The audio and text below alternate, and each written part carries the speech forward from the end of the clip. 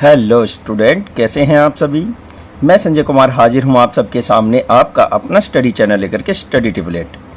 आज हम लेकर के आए हैं 9th क्लास की जियोग्राफी से चैप्टर नंबर 2, जिसका नाम है फिजिकल फीचर्स ऑफ इंडिया, यानी कि भारत का भौतिक स्वरूप। एक बहुत ही बढ़िया चैप्टर है। भारत की आकृति, भारत की बनावट, भारत का जो स्ट्रक्चर है उसके विषय में हमें जानने को मिलेगा। किस तरह से भारत में अलग अलग भू आकृतियां पाई जाती हैं, उनका महत्व क्या है और ये हमारे लिए क्यों ज़रूरी है, इन सब बातों के विषय में हम इस चैप्टर के द्वारा जानेंगे। एक बहुत ही बढ़िया चैप्टर है। इस चैप्टर को आप बड़े ही मज़े से पढ़ने का प्रयास करें। अगर आपने मन लगाकर इस चैप्टर को अच्छे से रीड किया है या समझा है तो लाइफ टाइम के लिए ये चैप्टर आपके काम आने वाला है। तो देखिए, हम शुरू करते हैं। चैप्टर हमारा यहाँ से शुरू होता है। You have already learned earlier that India is a vast country with varied land forms. तो यहाँ बताया गया, जैसा कि आप जानते हैं कि भारत विभिन्न भू आकृतियों वाला एक बहुत ही बड़ा देश है। What kind of terrain do you live in? तो यहाँ कहा गया है कि आप किस प्रकार के क्षेत्र या भूभाग में रह रहे हैं, ये पूछा गया है। तो if you live in the plains, you are familiar with the vast stretches of plain land। तो यहाँ आप समझ गए होंगे, यदि आप मैदानी भागों में रहते हैं तो आप वहाँ के दूर तक फैले बड़े बड़े मैदानों से परिचित तो होंगे ही। और फिर इसके अलावा बताया है कि अगर आप इन कॉन्ट्रास्ट, इसके अलावा if you live in hilly region, अगर आप पहाड़ी क्षेत्र में रहते हैं, the rugged terrain with mountains and valleys are common features.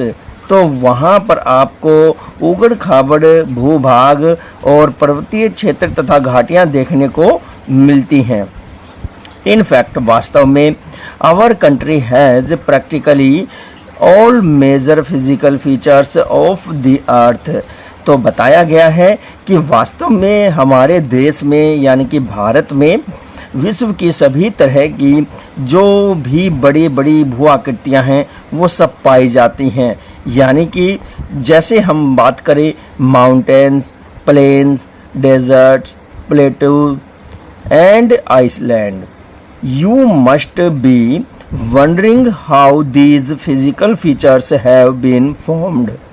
तो यहाँ कहा गया है कि तुम यह सोचकर बड़े आश्चर्य में होगे, तुम्हें बहुत ही अचंभा हुआ होगा कि ये सभी जो आश्चर्यजनक भू आकृतियां हैं इनका निर्माण कैसे हुआ है। We will learn more about major physical features of India and how they have been formed.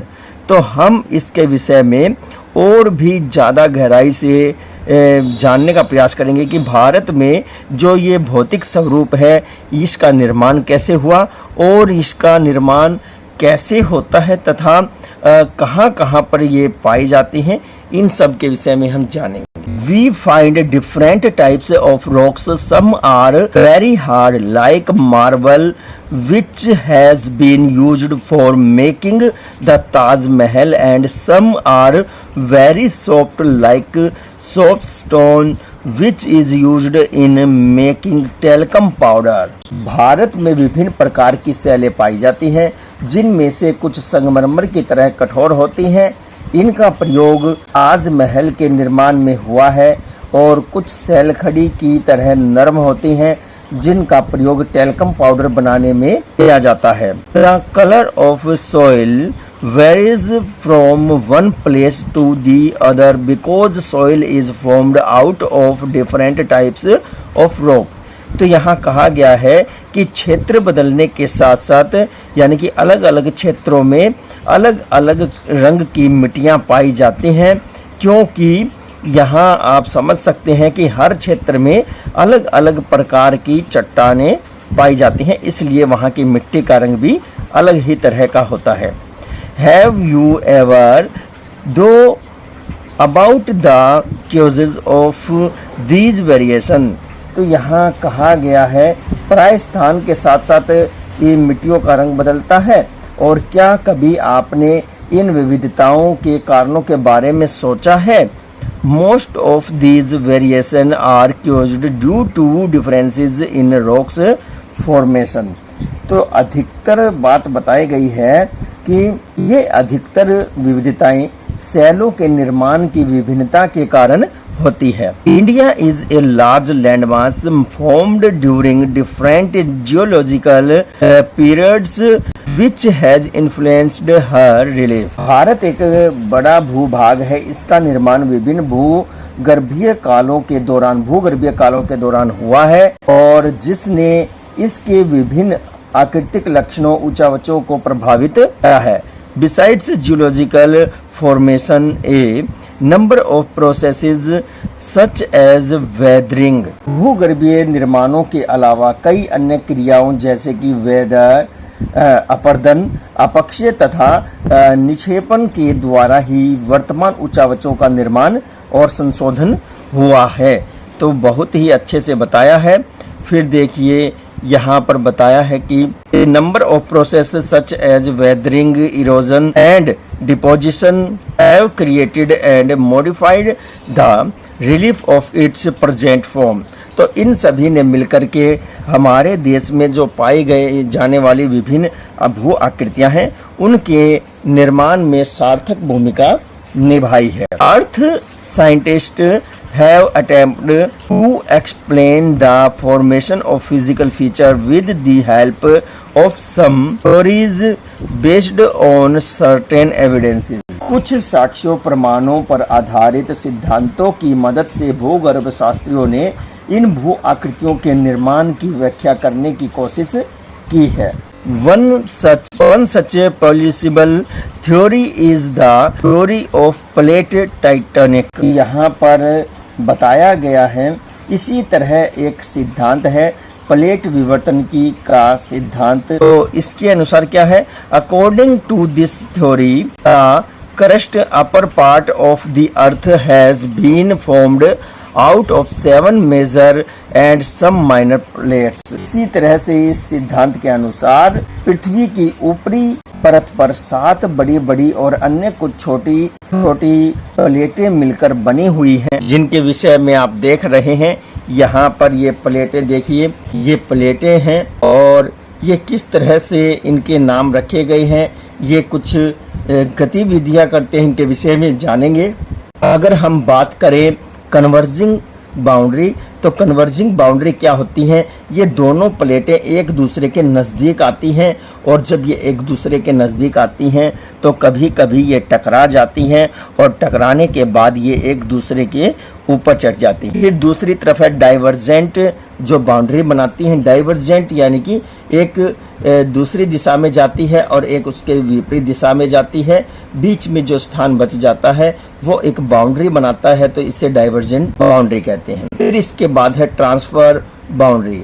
Transfer boundary क्या होता है? जब पैरेलल एक दूसरे के आमने सामने से दो प्लेटें जा रही होती हैं और उनके किनारे रगड़ खाते हुए वो निकलती हैं तो उसे ट्रांसफॉर्म बाउंड्री कहा जाता है। अब यहाँ पर देखिए क्या बताया गया है। The moment of the plates result in the building up of stresses within the plates and the faulting and volcanic activity.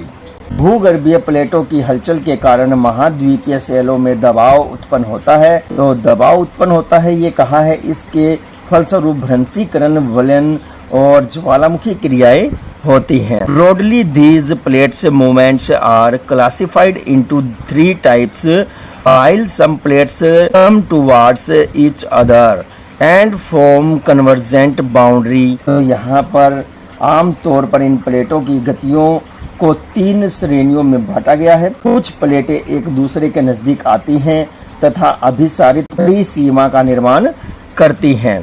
Plates move away from each other and form divergent boundary.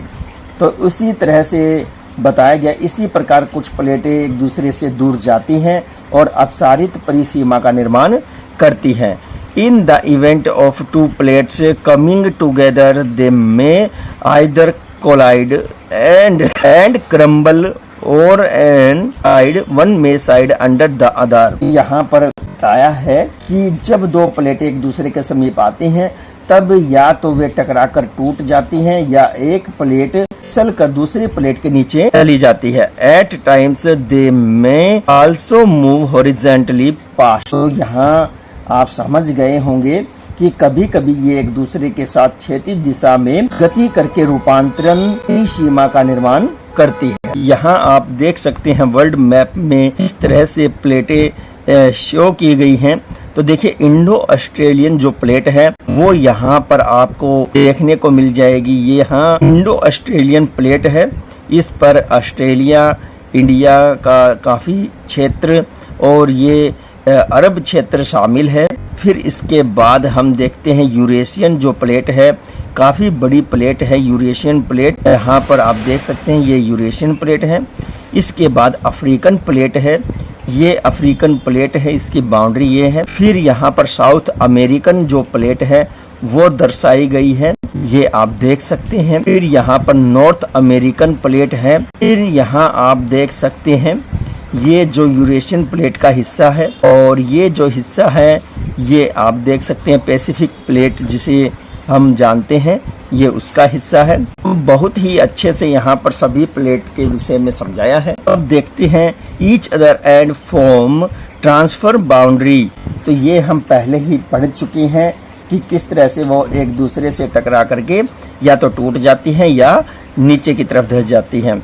The movement of these plates have changed the position and size of the content over millions of years। तो यहाँ देखिए आप बहुत अच्छे से इस सारी प्रक्रिया को समझ चुके होंगे कि लाखों वर्षों से इन प्लेटों में हो रही गति के कारण महाद्वीपों की स्थिति तथा आकार में काफी परिवर्तन आ रहे हैं। Such movements have also influenced the evolution of the present landform features of India। Bharat की वर्तमान सतलाकृति का निर्माण भी इसी प्रकार की गतियों से प्रभावित हुआ है। अब यहाँ देखिए डू यू नो आया है। Most volcanoes and earthquakes in the world are located at plate margin but some do occur within the plates. तो विश्व के अधिकतर ज्वालामुखी एवं भूकंप संभावित क्षेत्र प्लेटों के किनारों पर स्थित हैं, लेकिन कुछ प्लेटों के अंदर भी पाए जाते हैं। अब नेक्स्ट यहाँ बताया है the oldest land mass the peninsula part was a part of the Gondwana land. तो आरंभ में प्रायद्वीपीय भाग गोंडवाना भूमि का एक हिस्सा था। The Gondwana land included India, Australia, South Africa, South America and Antarctica as one single land mass. यहाँ बताया है गोंडवाना के विशाल क्षेत्र में ऑस्ट्रेलिया, दक्षिण अफ्रीका, भारत तथा दक्षिण अमेरिका के भूभाग शामिल। The conventional current split the crust into a number of pieces, thus leading to the drifting of the Indo-Australian plate after being separated from the Gondwana land toward north। तो यहाँ देखिए बाद में समवहनीय धाराओं ने भूप्रपट्टी को कई टुकड़ों में विभाजित कर दिया और भारत ऑस्ट्रेलिया की प्लेट गोंडवाना भूमि से अलग होकर उत्तर की ओर प्रवाहित होने लगी। The northward drift resulted in the collision of the plate with the much larger Eurasian plates. तो इसी तरह से बताया है कि उत्तर की तरफ बहते हुए यह जो उत्तर में यूरेशियन प्लेट है उससे जा टकराती है।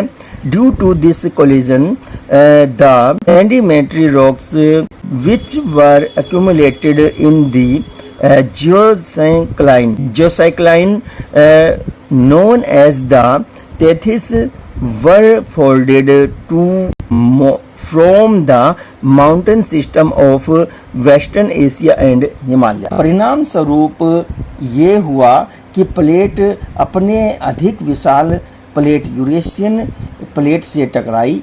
इसके कारण इन दोनों के बीच स्थित टेथिस जो भू अभिनति की अवसादी चट्टानों में वलन पड़कर ये हिमालय तथा पश्चिम एशिया की पर्वतीय श्रृंखला के रूप में विकसित हो गए। बहुत ही अच्छे से यहाँ पर समझाया है। इसके बाद है the land of India display great physical variation. Tethys सागर हिमालय के रूप में ऊपर उठने द लैंड ऑफ, अब यहाँ पर हम देखेंगे the Himalayan uplift out of the Tethys sea and subsidence of the northern flank of the Peninsular Plateau resulted in the formation of a large basin। तो यहाँ टेथिस सागर हिमालय के रूप में ऊपर उठने तथा प्रायद्वीपीय पठार के उत्तरी किनारे के नीचे धंसने के कारण एक बहुत बड़ी द्रोणी का निर्माण हुआ।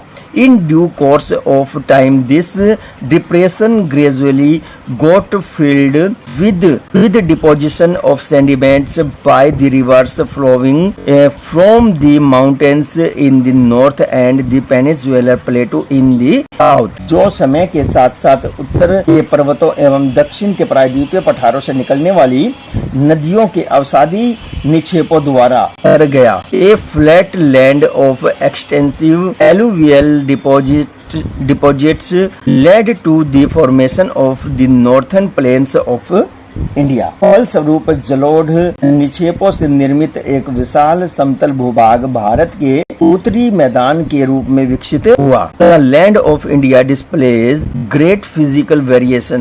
भारत की भूमि अत्यधिक भौतिक विविधताओं या विभिन्नताओं को दर्शाती है। Geologically, the Peninsular Plateau constitutes one of the ancient landmasses on the Earth's surface। प्रायद्वीपीय पठार पृथ्वी की सतह का प्राचीनतम भूभाग या भूगर्भीय भाग है। It was supposed to be one of the most stable land blocks, परंतु हाल के भूकंपीय झटकों ने इसे गलत साबित कर दिया है। The Himalayas and the northern plains are the most recent landform। Himalaya एवं उत्तरी मैदान नवनिर्मित सतलाकृतियां है। तो ये बात पहले भी कही गई थी, लेकिन पिछली कुछ घटनाओं से यह और भी ज्यादा पुख्ता हो जाती है। From the receive point of geology, Himalayan mountains form an unstable zone. तो बताया गया है भूगर्भ शास्त्रियों के अनुसार हिमालय पर्वत के एक अस्थिर भाग है। The whole mountain system of Himalaya represents a very youthful geography with high peaks, deep valleys and vast flowing rivers। मैदान जलोढ़ के निक्षेपों से बने हैं और प्रायद्वीपीय पठार अनेक चट्टानों और रूपांतरित शैलों की कम ऊंचाई वाली पहाड़ियों एवं चौड़ी घाटियों से निर्मित हुआ है। तो यहाँ बताया the northern plain are formed of alluvial. यहाँ पर जलोढ़ का जब निक्षेपण होता है तब इनका निर्माण होता है। Peninsula प्लेटू is composed of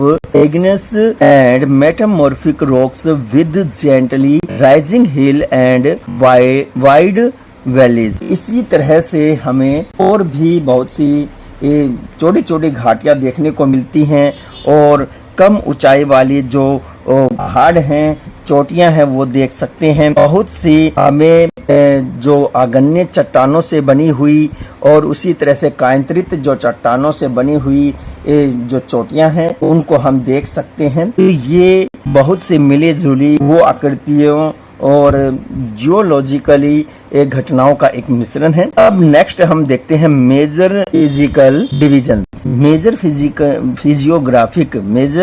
physiographic divisions. ये विषय में जानेंगे कि भारत में कौन कौन से फिजिकल जो डिविजन्स हैं वो पाए जाते हैं। इनके विषय में डिटेल से तो हम अगली वीडियो में चर्चा करेंगे, लेकिन फिर भी हम देख लेते हैं कौन कौन सी फिजिकल्स हैं जो डिवीजन में बांटा गया है। The physical features of India can be grouped under the following geographical division. तो यहाँ बताया गया है कि भौतिक स्वरूप के आधार पर भारत को जो है भूगर्भिक जो विभाग है उसके आधार पर बांटा गया है।